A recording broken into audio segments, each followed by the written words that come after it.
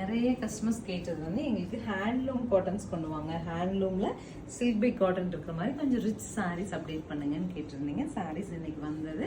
So அழகான ஒரு mustard கலரில் ராமா கிரீன் கான்ட்ராஸ்ட் பல்லு, கான்ட்ராஸ்டில் ப்ளவுஸோட சூப்பரான சாரீஸ் வந்திருக்கு. ஒவ்வொரு டிசைனுமே அழகாக இருக்குது, பார்க்கலாம்.